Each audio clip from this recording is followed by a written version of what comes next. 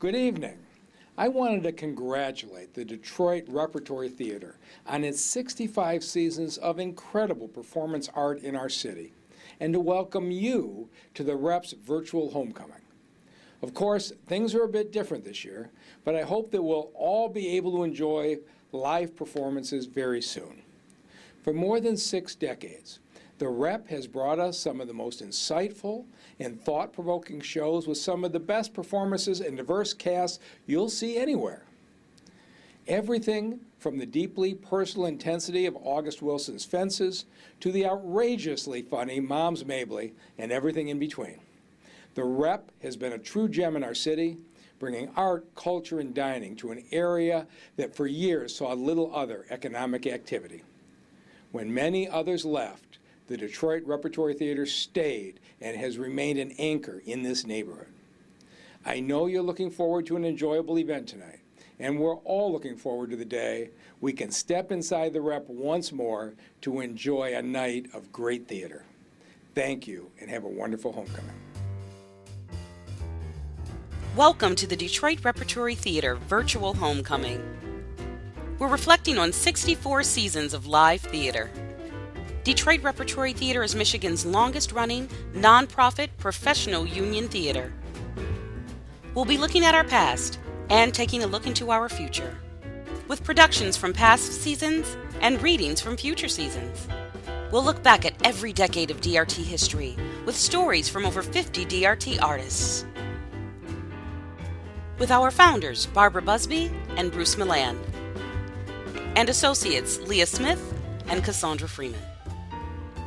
Hosted by Michael Joseph. So sit back, relax, and enjoy Virtual Homecoming. We started the Children's Theater in 1957, 63 years ago. So I was only 2 when we started it. Well, we started to produce plays, and at that time, I traveled around and tried to convince people that theater for children, especially our approach, was something that they ought to consider.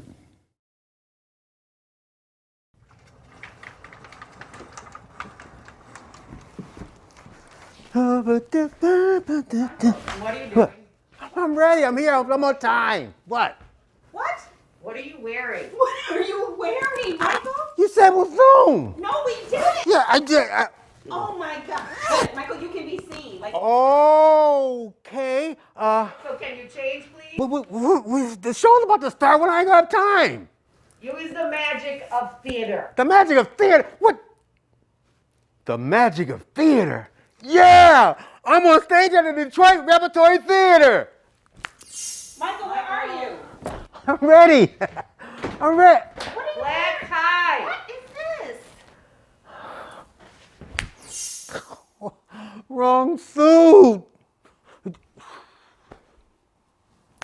Hey, look at me now. Hey.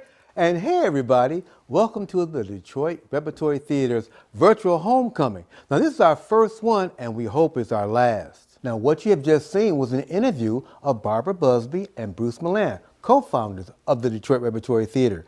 They did that interview last February. It was fantastic, and you're going to see more of that throughout the evening. Now, normally, those of you who have been here live when we do it, I'm standing behind a podium. Cassandra told me I look so cool when I do that, but no one knew I had a script. So I want to bring it down and share with you today because we have a lot of great information that we want to share with you. Now, normally, the Detroit Repertory Theater does 3 events, 3 major events. One of them is with their annual meeting with our board of directors. They take a look at the previous season, they hear the state of the theater, and introduce new and returning board members. Then there's our Black Tie Awards Night and Homecoming. That's the big one, everybody. It's our largest fundraiser of the year. And people from Detroit, Michigan, all over the place, actors who've been in productions before, they get to come here and mingle with the audience. But today, with the virtual homecoming, it's a little special, a little different, because you're going to see actors all over the country, literally over the world, who've performed here and worked here at the Detroit Repertory Theater. And tonight, instead of being here live and having people here, we're going to be online, so you can donate online. Let me tell everybody, go to the website. It's DetroitRepTheater.com. I'm going to say that real slow. Write it down, everybody. DetroitRepTheater.com. A lot of great information. But go to all of our social media, our Facebook, our Instagram, and there you'll find out a lot of information. Or you can become an Anna Holly $1 a week donor. That adds up to a yearly, oh gosh, well, I'm not good at math, but I know it's a lot of money. But you know what I mean when I say a lot of money? You have raised over $1 million through the Anna Holly Fund. So keep it going, everybody. Keep it growing. Now, Leah and Cassandra told me to tell y'all they're going to be on the chat, and I think some other people going to be there with them. If you got anything you want to say, you got some questions you want to ask me, don't, but you can make sure you can talk to them. Now, I'm going to talk about the handy dandy pen all night. You guys know what that is. Those of you who don't know about it, you will before the night is over. So the first thing we want to do, everybody, is go to a clip. Now, this clip is about the founders. Now, in 1957, 6 people got together and said, we want to start an amazing theater company. Bruce Milan, Barbara Busby, Mac Palmer, Ruthie Palmer, and Dee and Rip Andrews. They got together to make history, and you're about to see that tonight, right now.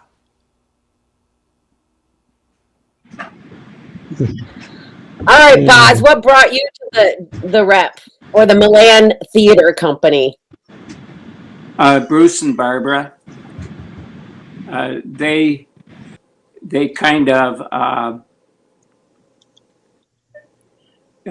came to Burns Bar near Wayne State, and I was in the theater department there as a beginner kind of situation. Yeah, that's where they asked me if I wanted to work in their theater, and that's how I got there. And I came, and I fell in love with the place and how they worked, and the people that I worked with, and I just stayed with them. That was back in the old days of the Milan Theater Company, and we were kind of I don't know, used to call them bus and truck, but we had cars and a truck, traveled around and did the shows at various locations around the city, and that was theater for children. I remember we didn't like to call it children's theater. It was, and some of it was pretty heavy duty.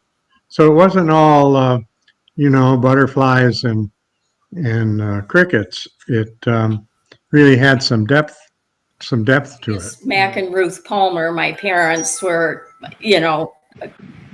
co-founders, so to speak. Mm-hmm. They graduated from Wayne State. They all met in the theater department while at Wayne. And it became, fast friends with Bruce and Barbara. Yeah, and Rip and Dee, of course, too. Dee Andrus, that, was at the Rep for years. From the beginning, yeah. Hold on. Neva, can you believe it? That damn Myrtle Platt phone Jesse told about the whole accident. What? Myrtle Platt. It happened right near their place. Mama said Jesse shut up the house like she just got an invite to the Last Supper. Was he all right? When he sobers up. Yeah, Mama. Well, no, she's not here yet. Hold on. I know he's in the arms of Jesus. Look, Oh, dear Lord. he's all right. No, I can't stand him being burned. Just listen, please. He isn't burned. He's just passed out. I can see that. Not passed on, passed out. He just hit her now. Stop pulling me away.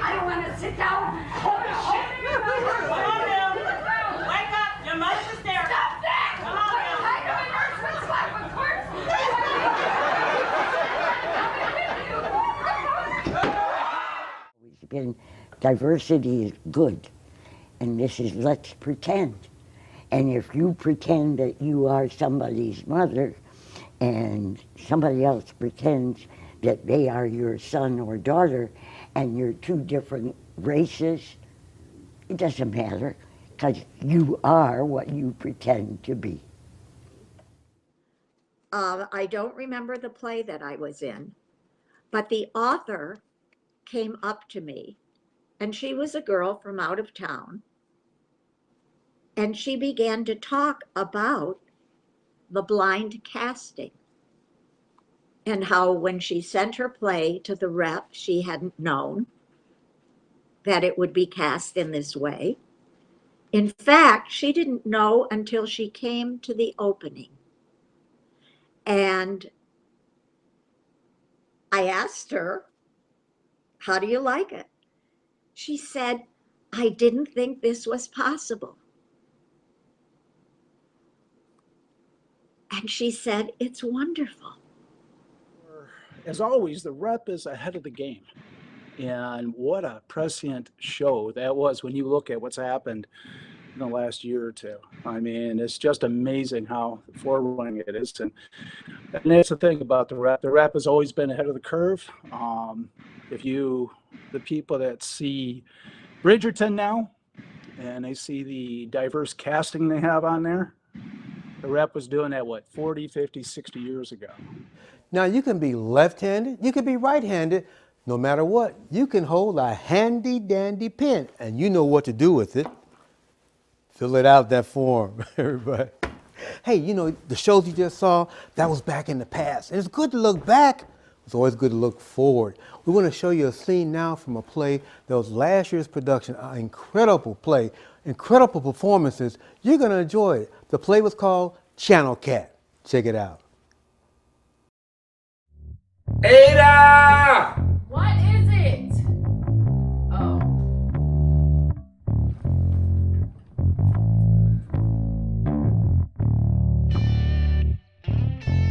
How about you shut your mouth? You're a big, fat channel cat. Swim around eating up anything that touches your wrist.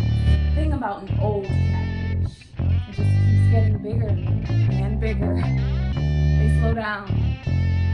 They get caught. Hi, my name is Joseph Zettelmeyer, and I wrote Channel Cat. At some point, I always like trying to write different kind of things than I've done. I mean, there are some times where I'll revisit themes or ideas, but I'd never done a Southern Gothic, and I was really intrigued by the idea of writing a Southern Gothic. The character of Otis sort of walked into this play already written, or at least, I'd experienced the enough times with that character that his voice stayed with me. Ada is actually, believe it or not, is based on a cousin of mine, Rosie. She just will not suffer fools, be it random strangers or her closest family. And then there's Clay the sheriff. He has this sense, right? Like a lot of these deep South sheriffs, or this is his town. He has lived there forever. And that was, in many ways, he and Otis both embody one of the things I really noticed about my time in the South. History is still present there in a way that it isn't here. Channel Cat experience that I just want to share because it was just the best and only could happen at the rep. And I know I wasn't the only one who experienced this. I got to meet Rashida Tlaib. I mean, my God, that's amazing. I couldn't believe it. I was totally starstruck. And she was so cool. Oh my God, she's so cool. Hi, Detroit Repertory Theater. It's Congresswoman Rashida Tlaib. I wanted to drop in and say congratulations. Congratulations on continuing the work that you all are doing to bring social justice issues to the stage. Also in supporting really art in Detroit. Thank you. Thank you for being just a beacon of light and hope during this really challenging time. I know you all are missing being together. I know I am. I just still remember our time together in the last time that we had this event, and it was inspiring and it was beautiful. But we will one day come together. And I can't be with all of you, of course, physically, but know this, that I'm there in spirit. And know that you will always have a partner in the United States Congress. But congratulations. And if you ever need anything, my door is always open. I enjoyed playing the lead in Doubt, which was what, about 10 years ago when we produced it here. I've enjoyed. The problem is that it's the role that you are doing at the time that you like the best, because that's when you're totally involved in the creation of somebody else. So that's the only answer I can give you. Every role I play, I like the best. Now, if you've ever been to the Detroit Repertory Theater, you know you can always get a pledge form anywhere around in the lobby. Handy dandy pen, fill it out, do that $1 a week donation. The last production that was at the Detroit Repertory Theater was called The Puppeteer. As a matter of fact, one of the actors in there, Indigo Colbert, she won Best Actress Wild Awards. Fantastic. She did a great job. Y'all give it up for Indy. Yeah. As a matter of fact, right now, the cast has been reunited with their great director, and they're going to talk about that incredible experience of the world premiere, Puppeteer. It's been a while, but the last play that we had, what was the name of that play? The Puppeteer. And right after, well, just before that, COVID hit. Indigo, how You're are you? recording? I'm You're gonna be good, recording Jane. this? Hi, how you doing? Good. It's so nice to see Hi. everyone. It feels like we're in the dressing room again. It does. It is. Yes. Yes. Yeah. I almost think about like in 3 acts, like act 1, rehearsal. Just people getting sick. Yeah. But we didn't really know. Yeah. And Yeah, then to me, the last act is like that last week. That last week, I just remember it being all the emotions were heightened. We didn't know what was going on, and oh wow.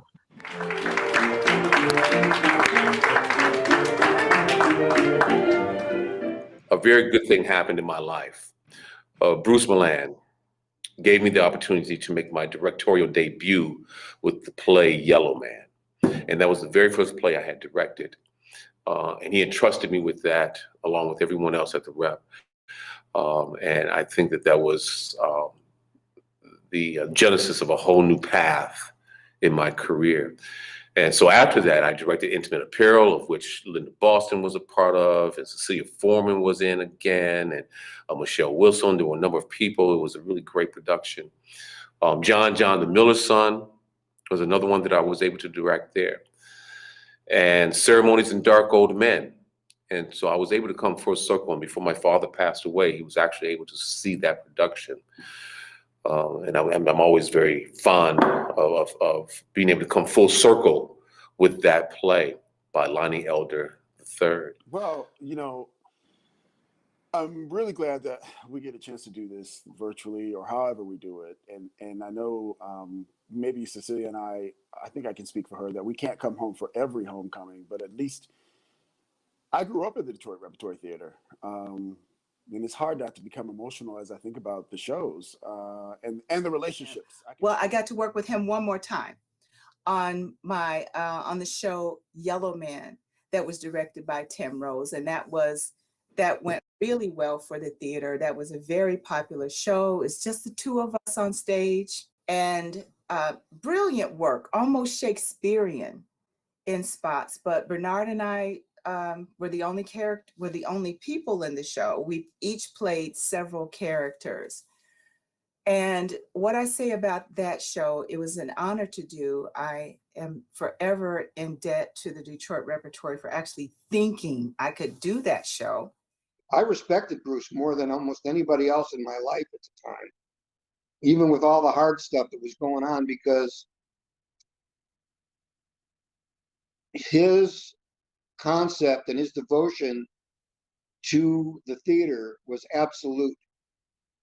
And he was doing something that I thought was just absolutely incredible. and he showed me so much about community and about the sheer guts of just showing up, being there. You know, he taught me a lot about just exactly that, showing up, making sure that whatever it is you said that you promised you would do, that you did it.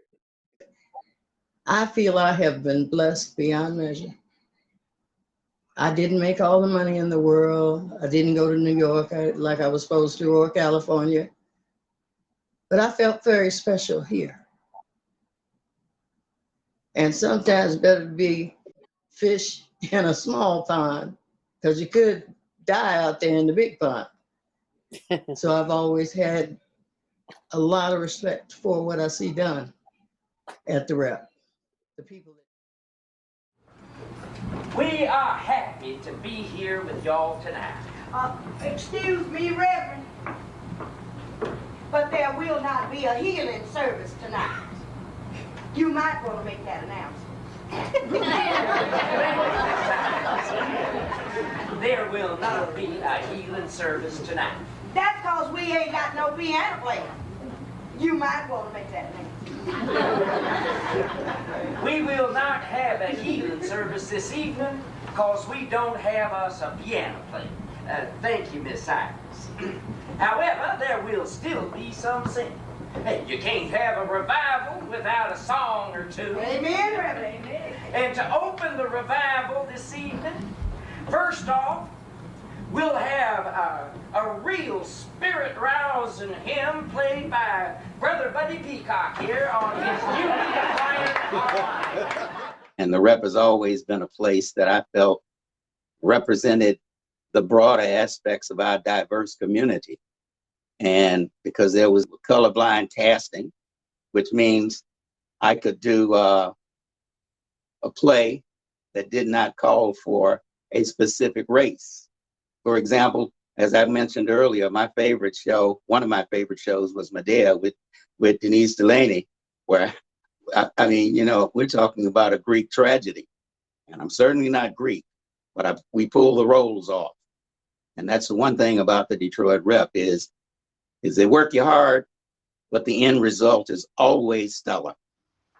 The thing I love about the Rep is that anybody can play anything. Von Washington got to play George Washington, which is a role I've always wanted and never quite caught up with. But the opportunity was always there, always there. Guess who just turned 63? Not me. But to celebrate my recent birthday when I did not turn 63, I want to talk to you about a stellar cultural treasure that just marked its 63rd year of bringing joy to Detroit, the Detroit Repertory Theater. It's Michigan's longest-running professional theater, and for 63 years, it has held true to its mission to produce the best theater with diverse casts, to provide training for future professional actors and stage crews, and to honor its mission to lift up neighborhoods. It has remained at its location on Woodrow Wilson forever, providing cultural enrichment to new and varied audiences. It truly demonstrates the power of unity at a time that we need it most. So as we're thinking about ways to reach across aisles outside of Washington, consider our theaters. Support the ecosystem. That means supporting the Detroit Rep. I do, and I hope you will too. I'm Rochelle Riley, Director of Arts and Culture for the City of Detroit, and I thank you. You know, to make a good pizza, you have to have the right preparation and parts, right? Same thing with a play. You've got to have all the right ingredients. And that means you could be your actors, your writers, your directors, but also your stage manager, lighting techs, people make the costume. It is a team effort to make it. As a matter of fact, on the set, you might find anything. And matter of fact, we're on the set of the play that was prepared to go for the repertory audience, ready to go into the oven. They were in their last week of rehearsal. The actors had learned their line. They were doing tech, which takes all day long to make sure that you hear the right sound, you hit the doorbell, you go through the door. And what happened? COVID did. Life stopped for a moment, but it's not going to stop forever. And when the repertory is back on its feet and you're going to come down here and see this great play, Rules for an Active Shooter, right here, we're on the set, and it's going to be coming your way, and I want to see you in the audience. Now.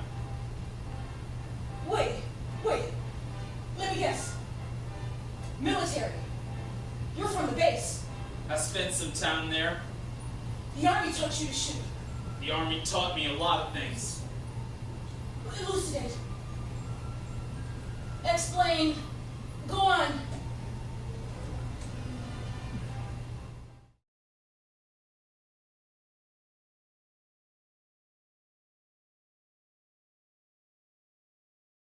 We have a fantastic individual support programs, and these are grassroots people, and I don't mean that in terms of being absolutely poor people. I'm just saying people that are in and of the community and who have a community sense about them, and they see our theater, at least, as a community dynamic that they think is worthy of support.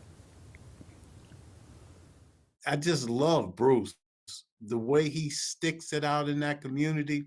He had a dream, and I wish, I hope Leah can keep that dream alive. He saw that whole thing as a village over on Woodrow Wilson, and the village would be the Repertory Theater. He saw housing for artists that would visiting artists from out of town. He saw shops. He saw a little village there that would grow from that property and that area around the Detroit Repertory Theater. Welcome to the theater. And I just was so amazed at how beautiful the ambiance was there. I fell in love right away.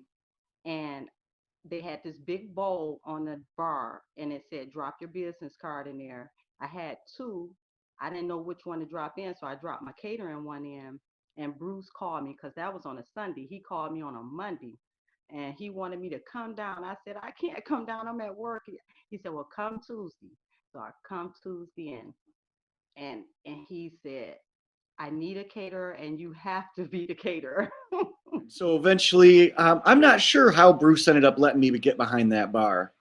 I guess it was at the end of each run of a play, they'd have a little cast party, and Bruce would want to sit down and have a beer and talk about the successful run with everyone after that last show.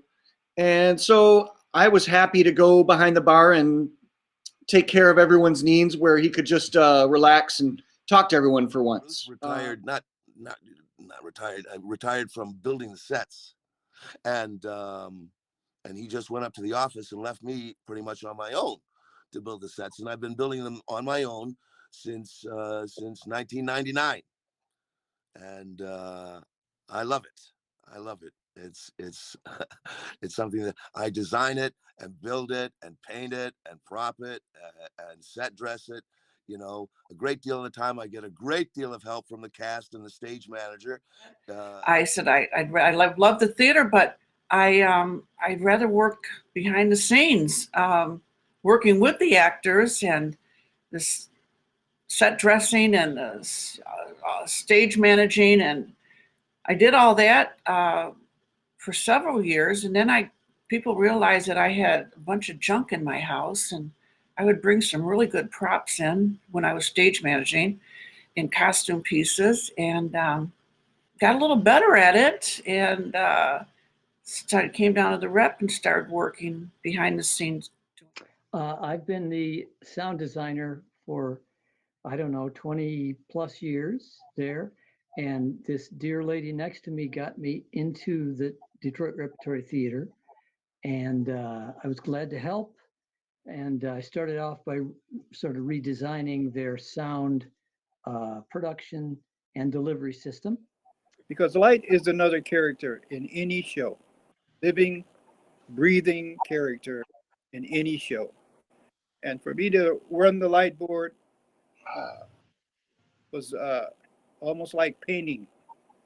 And I like to paint. You know. The next thing I knew, they were telling me, "Oh, you make a nice chairperson for the board."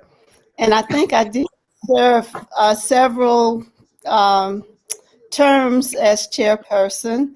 But Mrs. Irma Wirtz not only took me under her wing, but she also became one of my Detroit moms.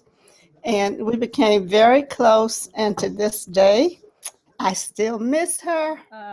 I was a college theater major, and I was looking for a place where I could feel like I belonged. And the mission of that theater, of Detroit Rep, had a lot to do with racial justice and social justice. And the same reason I started there is the same reason I continue. I'm on the board, not board of trustees now. You walk into the theater, you feel like you look around, on the stage, you have a diverse array of actors that look like the community. I'm in the lobby, I'm looking around and involved with a whole distinct different personalities of different colors of faces, different backgrounds, and we're all talking about issues that the play has brought up, the drama, the conflict, the resolution. I mean, When the State Department was finished with me, I found him out in the airport holding a sign with my name on it. I thought perhaps he was my driver, but all he did was hand me his letter and walk away. Perhaps you could tell me what this word means? Oh, annul. Annul means to cancel, undo. They canceled a reading? No reason given, just a 2-sentence thank you letter and a check. We had a deal. This is unacceptable. Totally unacceptable. Ozma, this is not America. This is not how we operate. You know the term ugly American? Well, we must also add ugly American professor. It's time. It's time we start apologizing. Really start apologizing. And not just America, but Western culture, including England. Hi everybody, it's Keegan Michael Key, and my first professional theater job was at the Detroit Rep. And I want to say thank you for everything that you've done for me and for the Detroit community. The diversity that has taken place in that theater, behind the scenes and on stage for decades, is inspiring. And may you guys contribute to the culture in the city of Detroit for another 65 years. Thank you. You know, we were talking about how a theater production is made. It takes a team, your writers, directors, your actors, your set directors, everybody working together for the common good. And that's what happens at the Detroit Repertory Theater. Our Board of Trustees does that great work, working as a team to make a stronger and better repertory theater. Headed up by Christine Whitaker Ellis, and she's here right now. Thank you, Michael. And hello to everyone on behalf of the Detroit Repertory Theater Board of Trustees. We thank you for joining our special event tonight. Part of the board members' duties is to hold our annual meeting and elections. This season, our subscribers mailed in their ballots. And tonight, we're happy to announce the names of our newly elected and returning board members. On our advisory board, we welcome Francis Beeman, Shirley Dismuke, Meryl Kaser, and David Nelson. On our board of trustees, we welcome Madge Anderson, Daniel Herman, Paula Kriskowski, Lucy Maddox, Jeff Nahan, Ophelia Sines, and myself, Christine Whitaker Ellis. And finally, we are especially happy to welcome our newest trustee, Ms. Cheryl Hahn. All of our board members are dedicated workers who believe in the mission of the Detroit Rep. And we would welcome any of you who are interested in becoming a board member to drop us a line or give us a call. You know, part of being a board member's job is fundraising. Ticket sales alone are just not enough to support all of the valuable programs here at the Detroit Rep. So if it's possible for you to donate tonight, we would be so very grateful in whatever amount you can. We all know and feel the difficulty of these times. We have all been touched in very different ways by the effects of COVID-19.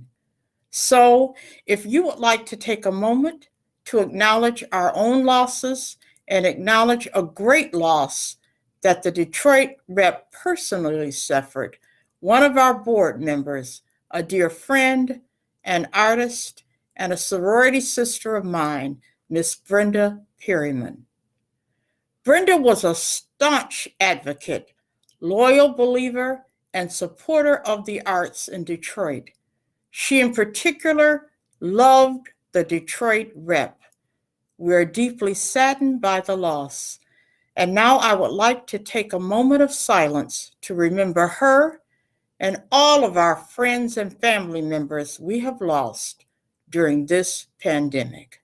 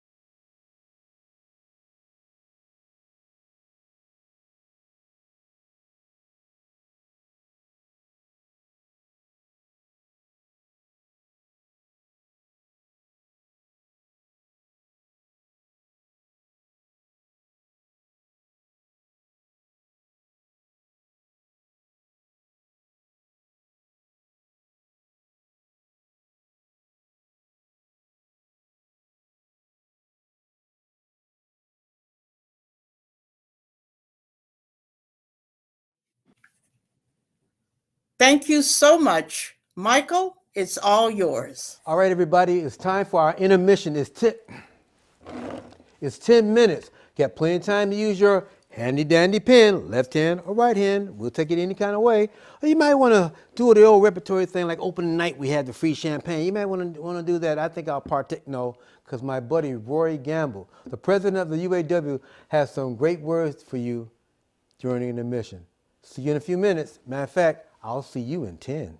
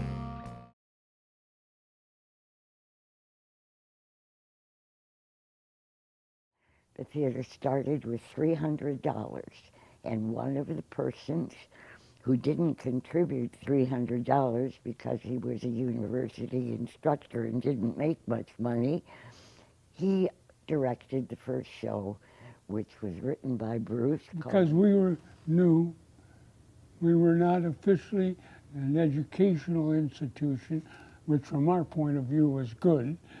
And we had a different approach.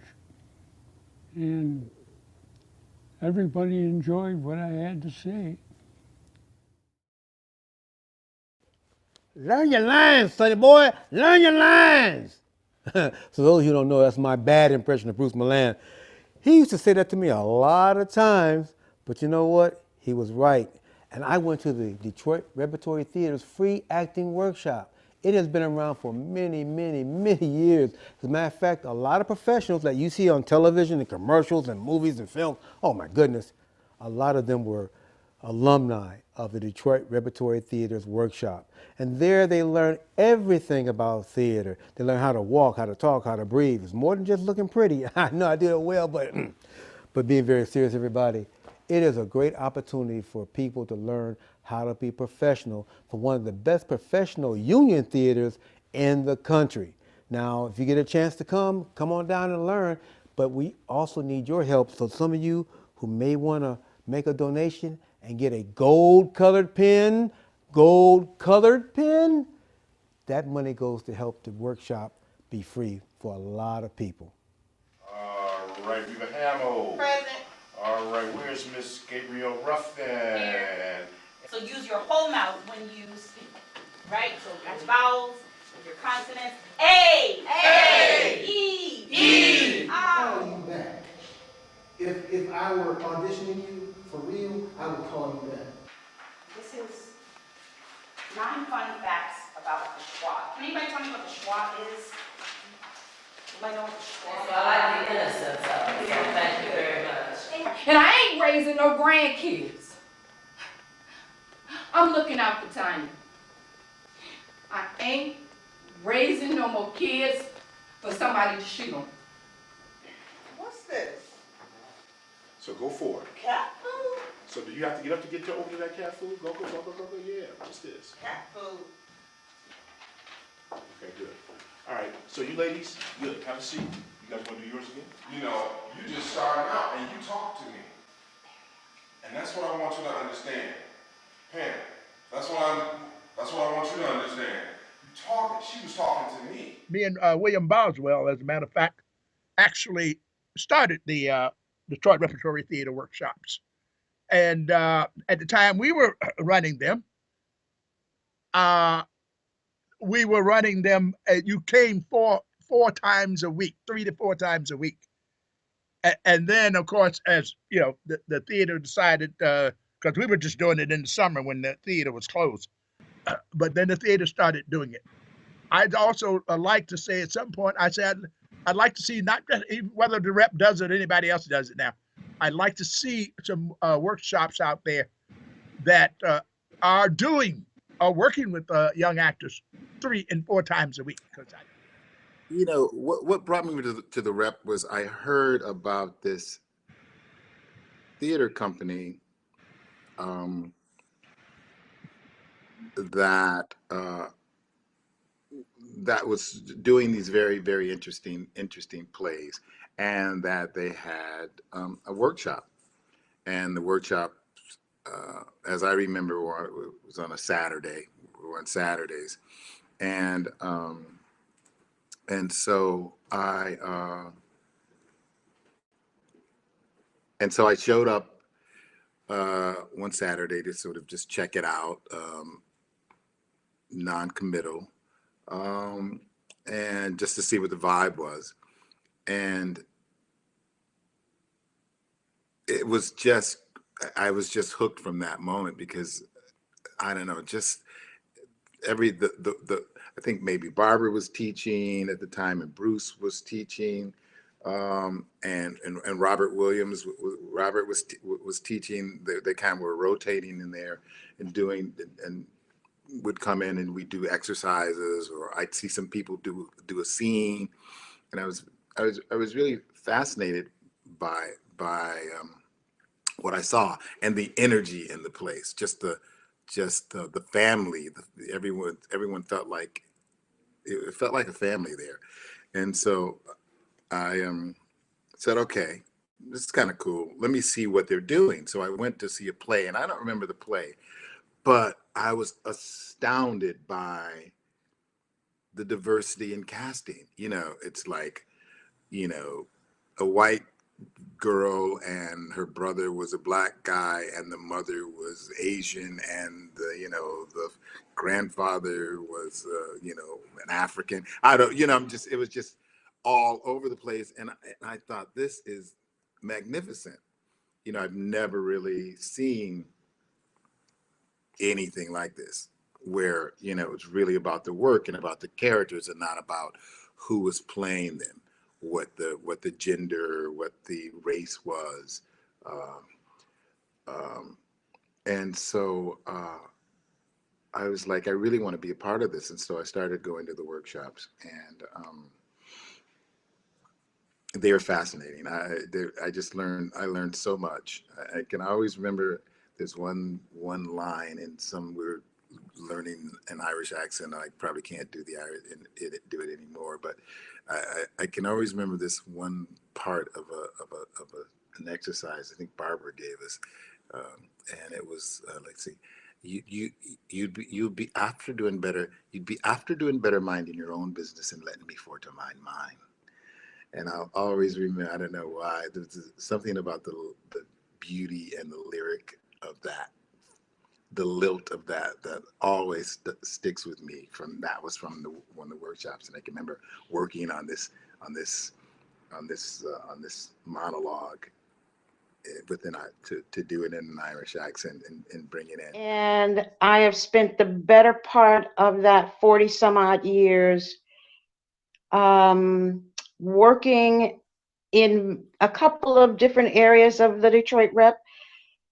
But the big thing for me is how the Detroit Rep has influenced my life in terms of character development as a person, not as an actor, but as an actor, I learned about character development.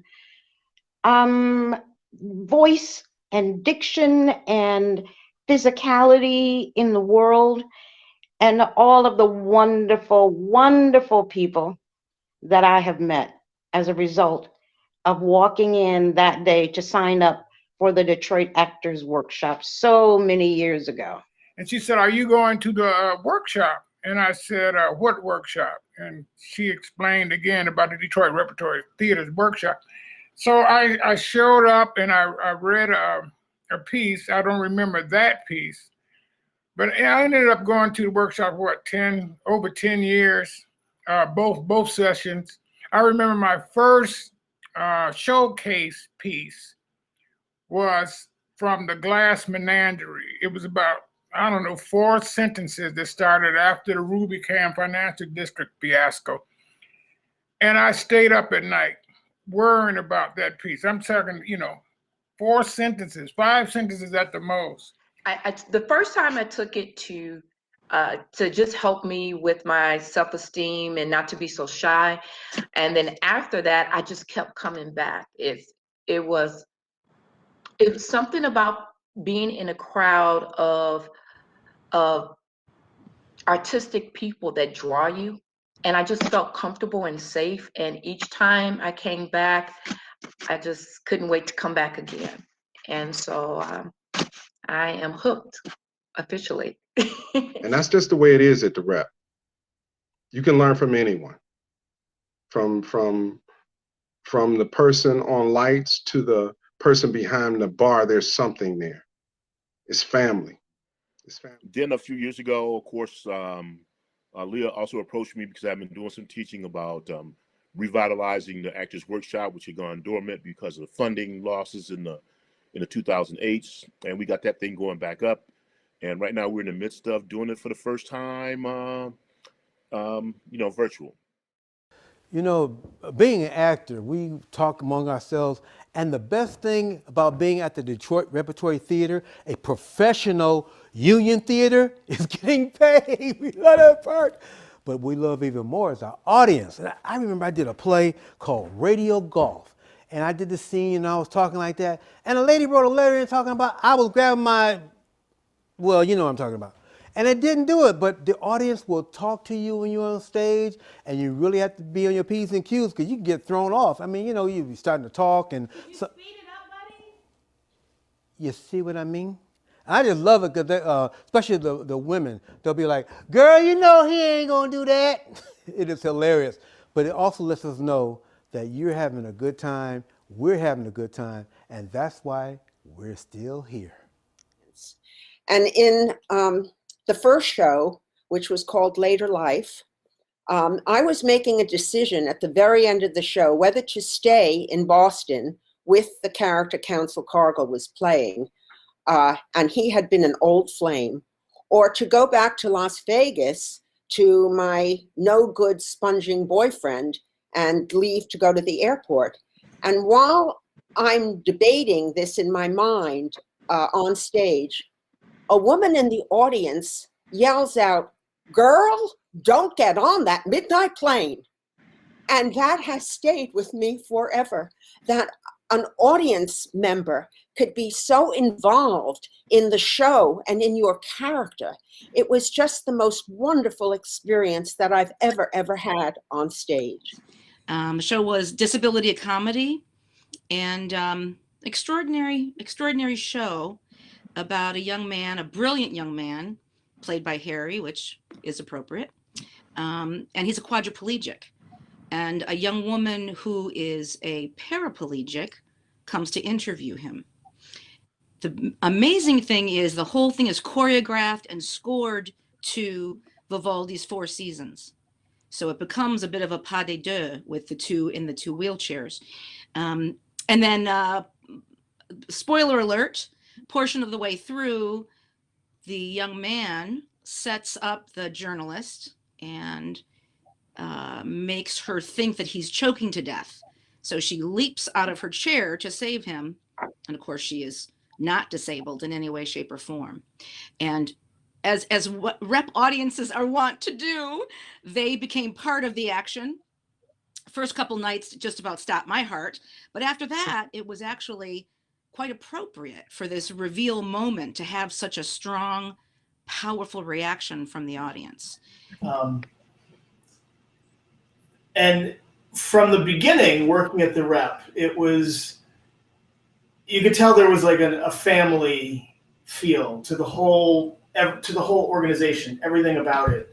The way that I was treated as an actor auditioning, let alone like once I got cast and became part of the family, it felt like I was welcomed into a family, and I was part of the family once I was cast in a show, and I felt welcomed by everybody who worked there and everybody who came to see shows there. I mean, the energy was always palpable. The audience is so great. There's such a wonderful participatory audience. And yeah, so that's my first memory of working at the Rep. It was a very different experience than working at any other theater. I had to like go into overdrive focus because it was funny. It was hilarious, the stuff that they would say. And sometimes I would be like, I would have to really just lock in with James to get through the scene because it was funny. But after a while, like if we had a quiet audience, I'd be like, talk to me. No, talk to me. I need to know that you're here. But let's talk about Invictus. So you want to get cut to the chase and get to the story. Okay. Invictus is about the first female pope, if you even buy that. DeAndres directed it. Well, there was a nude scene in there. In the play, I'm Nicholas I, and the soon-to-be first female pope is Fran Washington.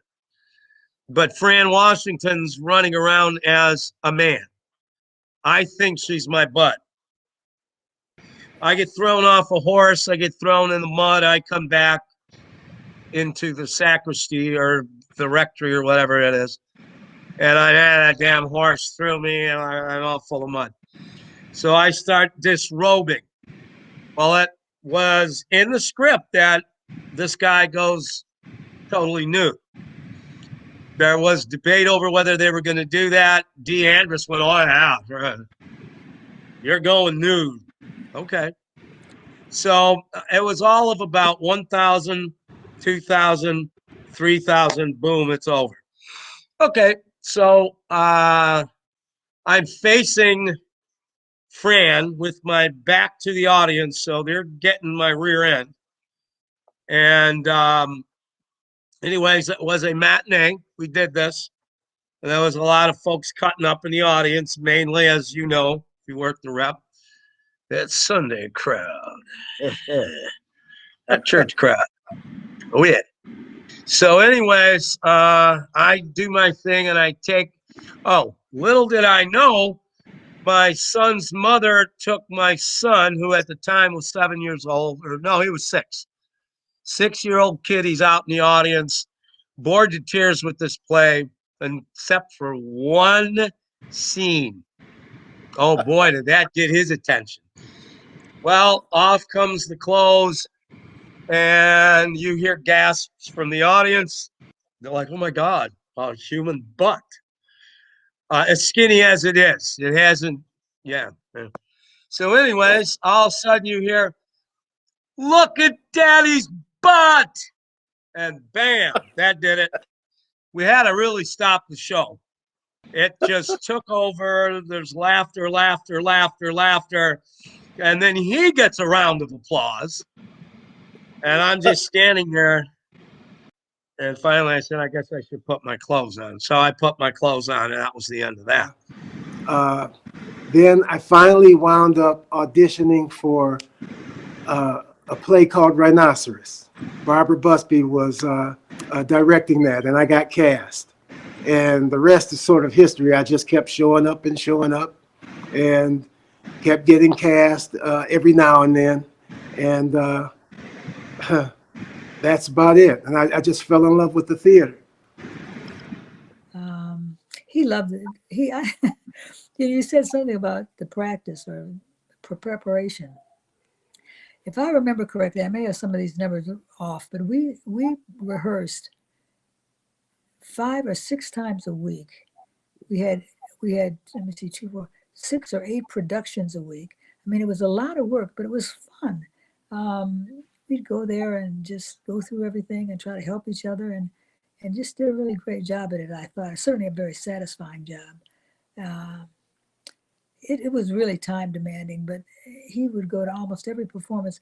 I think half the people I know, which is half the city of Detroit, I think they all came looking for some big big production that they were going to get. They got a wonderful, beautiful production. And I was just proud to be a part of it. I still think about it. I still talk about it. Every now and then somebody will say something to me about it. But it was a wonderful, wonderful experience. I can't state that enough. And to me, the rep just feels like a community and a home with a family. When I'm working on a show there, it's like I step into the doors and I just feel like I'm with my family. Like, hey, it's casual but professional. And when I see shows there, it's kind of the same thing, hanging out in the lobby and really getting to talk with people. It's not just show up, see a show, go home. So the one after that, because there have been many, I've had many great experiences at the Rep, especially early on, because the shows were just so phenomenal, I thought. But the other one would have been Jar the Floor. It was done twice. And it was such a hit the first time, and then again the second, because we had to add shows. 6 a week were not enough, and then people wanted to see it so badly that they stood on the sides by the walls. And I think that pretty much happened both times. Yeah. And my husband is from Detroit, and he had said, oh, if you ever get a chance to work at the Rep, do it. So I was just really excited to audition. And actually, now that I'm recalling, my mentor, John Foreman, was the first person to mention to me about Detroit Repertory Theater. And I worked with John Foreman for 6 years. And he was saying to me, he said, you need to get your butt on the Detroit Repertory stage, because that is the coup de grace in Michigan theater. I just want to say that the Rep has something to offer to everybody, to obviously the audience, definitely with the stories that it tells, the artists that they hang the pictures on the walls, the actors who get amazing opportunities to work on stage and to really work on a play and discover it, and to playwrights from all over to do something new. And that's something that's really, I don't think we appreciate how much that is rare to theaters in this area, and well, I guess anywhere, is to do new work and to support new work. That's a big deal, and it's just appreciated. Let me share with you, because all the other actors got a chance to talk about their history and stuff like that. Let me share some of mine. I remember being a young kid wanting to be an actor, and I didn't know what to do. In the school, they told me in my high school, oh, he's really good and all that, but I didn't know what I was doing. Then I heard about this workshop at the Detroit Repertory Theater, and I went down there and met Barbara Busby, who became my mentor, and she helped me become the actor I am today. But also, I became the actor I am today because of opportunity. And that's what the Detroit Repertory Theater has done since they started playing their part in 1957. They didn't hire a white actor or a black actor or a Chinese actor. They hired an actor. They hired the best. Now you look at Bridgerton now and Hamilton, everybody spending all that money and stuff. Oh, look at this casting. This, that, that. The Rep has been doing that for years when it wasn't popular or legal. And the Rep was put down for it. They were ridiculed. Bruce was ridiculed for doing that. But they never gave up the fight. Just like they're still here on Woodrow Wilson, through the riots, through fires and all that, the Rep stayed here. We're still here because we believe. We believe in artistry. We believe in people. We believe in making people's dreams come true. That's the Detroit Repertory Theater's mission, to show your stories, to show my story, to show everyone's story. That's what makes us special. But I just want to say this about the Detroit Rep. I remember back in 1969 when I was 11. And you remember the shows back there like Bewitched and Lost in Space and stuff like that. I used to watch those shows and go, I used to bug my mother with this. Hey, Mom, I can do that. Ah, shut up, boy. You can't do that. Mom, I can do that. 10 years later, 1979, I met Harry Wetzel at the Henry Ford Museum. And we did shows there. And then he mentioned about the Detroit Repertory Theater. I said, what? The Detroit Rep? What is that? Come down and audition, check it out. And I was just so amazed when I came down there. And what really gripped me at that young age of 21, 22 was the professionalism that the Detroit Repertory exhibited. As a young thespian at that time, I didn't know what I was doing. I thought I could do some things.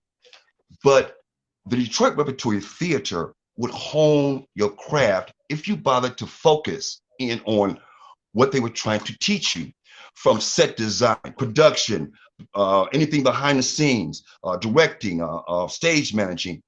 If you were at the Detroit Repertory Theater, in my opinion, you got the best professional training that there was in the city, in my opinion. Amen. And every time I worked there, it was just so intimate, and I was just filled with pride and honor to be on that stage. Mm-hmm. I auditioned for a couple of shows before I got the opportunity to audition for August Wilson's Fences. And I was really blessed that the Rep took a chance on me, because I was kind of a newcomer in the theater market. So I was cast in as Rose in that show, and I got to work with some of the finest actors who ever graced the boards. After that, I got more opportunities to work. I got an agent, and I did a lot of films and commercials and print work, and was able to make a living wage as an actor for many, many, many years. And I had never really thought of directing, but I had said to myself, if I was to ever direct, I would make sure this happened and that happened and la, la, la. So when they said it, I accepted the challenge, thought it would be fun. And it was so much fun, I don't even really care to act anymore, even though I love acting. But I much more prefer directing. The shows that I was involved with, the very first show that I did was the Colored Museum with Tim. And I think Ruben Yabuka was the director at that time. Then I did Moms May Bleed, The Naked Truth. I did, that's a one-woman show. And because I felt like the Rep was the foundation to anything I could ever do when I started theater, I would say that the Rep means possibilities and endless skies. because since then I have performed all over the country. I have gone out of the country. It has transcended into film work, and I've done all kinds of things in film. I've done series. I've worked with some of the best directors out there, from Tyler Perry to Tony Goldwyn to who else? Some of the greats. Hi, this is Ernie Hudson. Many of you know me best as Winston Zedmore from Ghostbusters, or the movies like The Hand That Rocks the Cradle, The Crow, Congo, or television shows like Grace and Frankie, or Oz. But I want to give a big shout out and say thank you to Bruce Milan and the Detroit Repertory Theater for all the service that you've given to the community. Many people ask me if I've always known I wanted to be an actor, and the answer is no. It wasn't until I saw a play at the Detroit Repertory Theater that changed the course of my life. I was so impressed. I knew at that time I wanted to dedicate my life to the theater arts, and I've been very, very blessed to be able to do so. So thank you, Detroit Repertory Theater, for bringing light to a community that desperately needs it, and for certainly bringing light into my life. And I just have just so much praise and appreciation for you, everything that you do, everything that you've done, and everything that you continue to do.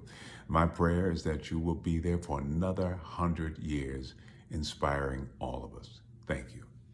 I have one recollection that when I was just 17 or 18 and I was starting back then in the early 70s, I remember after the show, the second show I did in January of 73 was called Amadei, or How to Get Rid of It.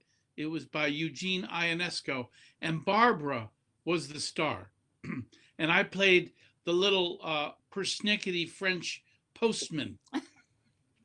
And after each night, after the show, I would hang at the bar and talk to Bruce, and I kept saying to him, do the 3-penny opera. Please, please do the 3-penny opera. And he finally put it in a season. I auditioned for it, and then I didn't get in.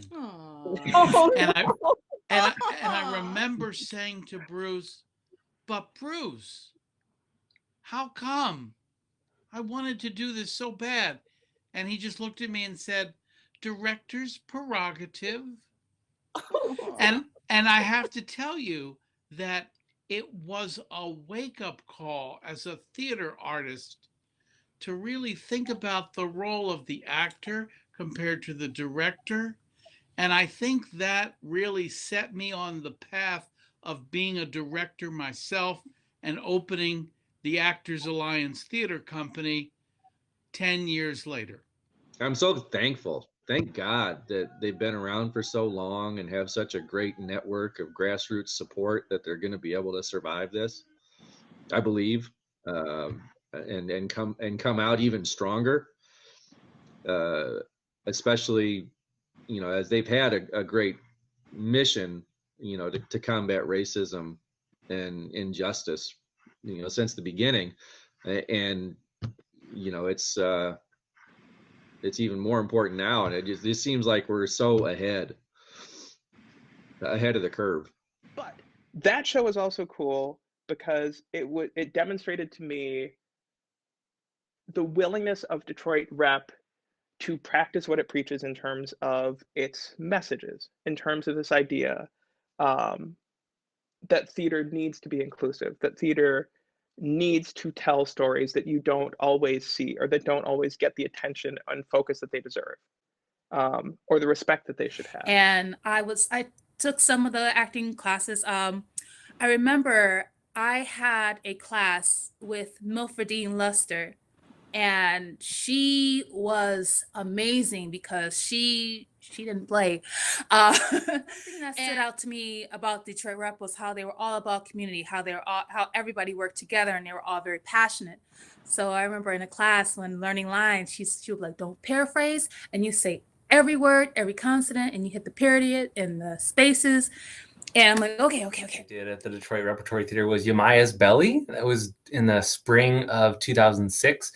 It was my first professional production that I was in, and it was directed by Harry Wetzel, who took a major chance on me, I felt, and but he did so enthusiastically, and everyone on that production was so supportive and fun, and it was a wonderful experience across the board. But I never would have even auditioned for that production if it hadn't been for Milfordine Luster.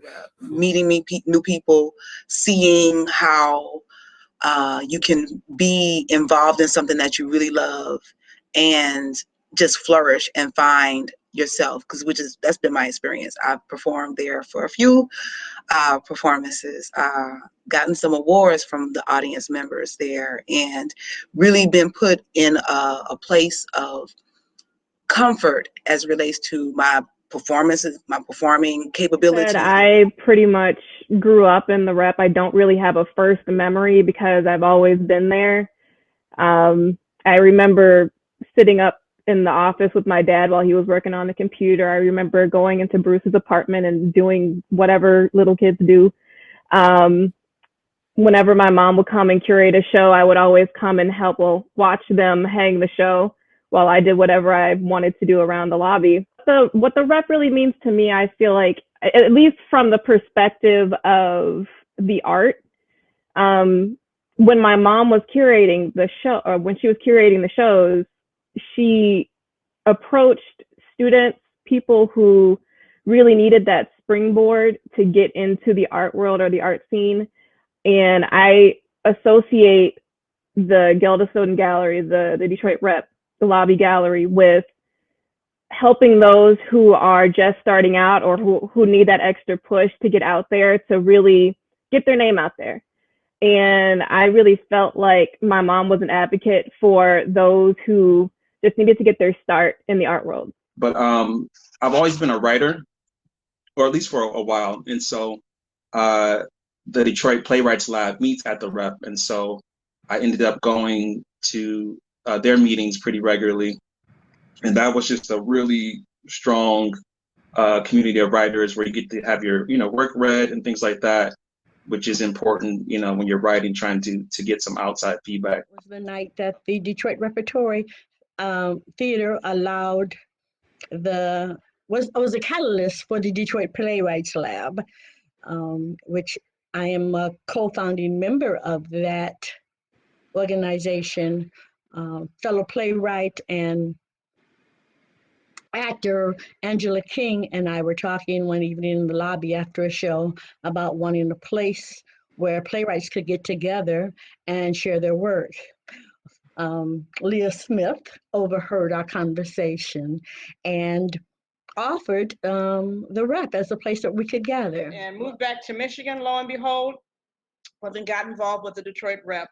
And from that point on, I started going to special functions at the Rep, including, the annual fundraiser, the gala and I would run into Charity, Clark Anderson, all the time. And she's like, yeah, I write too. I write some plays.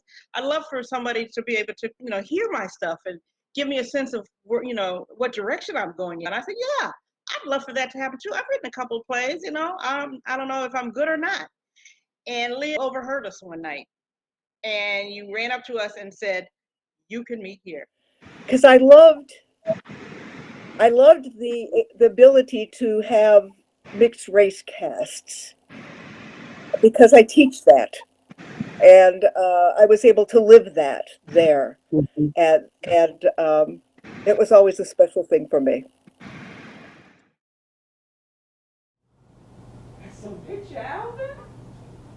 You must have got up real close.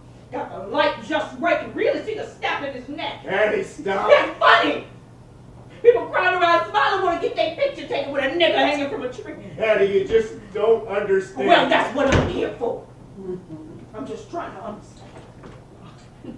I was lucky enough to catch the eye of the extraordinary Barbara Busby in my second show, Sorrows and Rejoicings, and have worked for her under her direction in many of the shows that I've worked on there. And in my opinion, the Detroit Repertory Theater is the structural embodiment of who she is.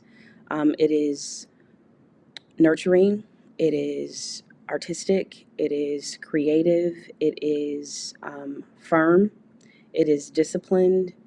It is all encompassing. It is passionate, just as she is. And yeah, so it's really hard for me to pinpoint any one thing because everything has kind of focused and been centered around that.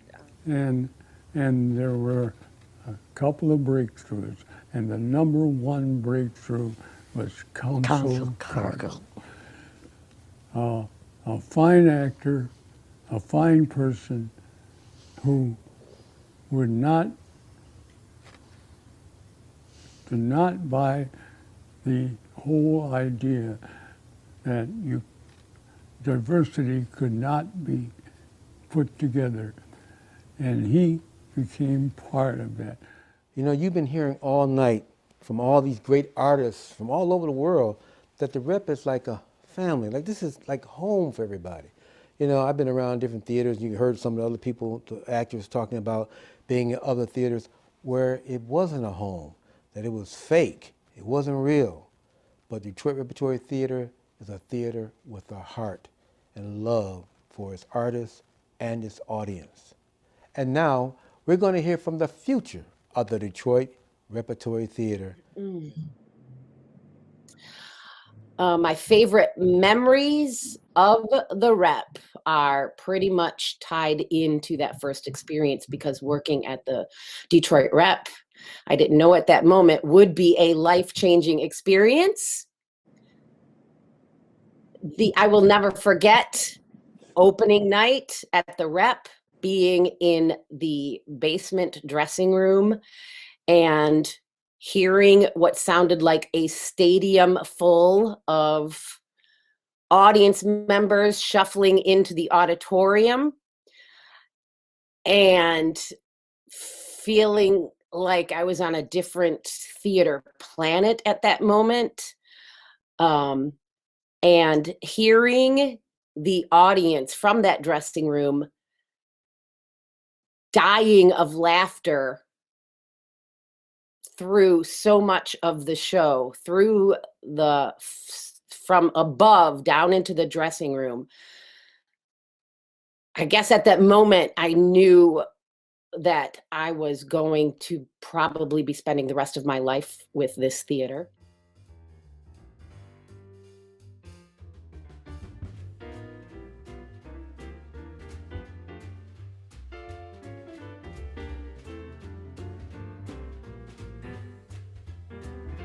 Wow, oh, this has been an incredible night. And thank you for watching. Thank you for being in here because that's what it's all about, family, you and me and everybody. And it's also about using your handy dandy pen. And how you do that, to stay in touch with us, everybody. Go to our social media, our Facebook page, our Instagram, and especially our website. As a matter of fact, you go to the website, you'll see some of the entire interviews that we played tonight, but also some of the thousands of actors and artists we could not show you tonight, and they're part of the Repertory family too. So make sure you do this. Stay connected with us, okay? Because we're coming back and we need you when we do that. We want to thank all of the great people who behind the scenes that made this thing possible. We thank you so much for being there. And that's what it's all about. People working together to make this the theater that it is. So until next time, and there will be a next time, we're going to be together in the theater. We'll see you because why? We're family.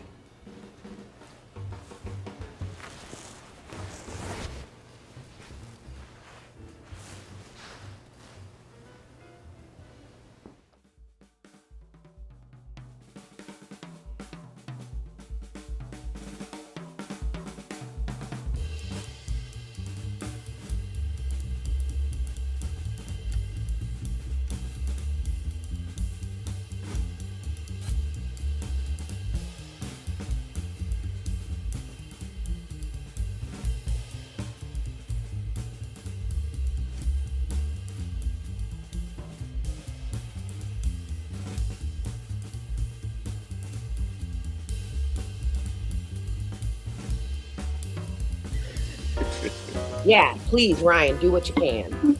Well, I'm used to that, Lynch. Don't worry. I know. Listen, I gotta go. My daughter's calling me. Sure. Yeah, right. Bye.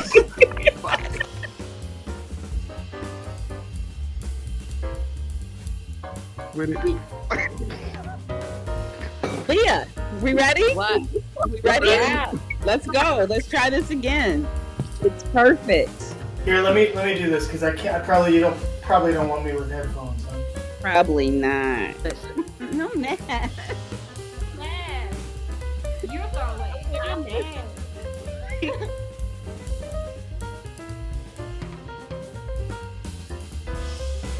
You dressed up. I didn't dress up. Okay, so Harry's setting the bar now. I met a big St. and I'm here. What? It was my birthday, so and I got Roosevelt, your camera turned, so now you like on the side. No, that's really straight up.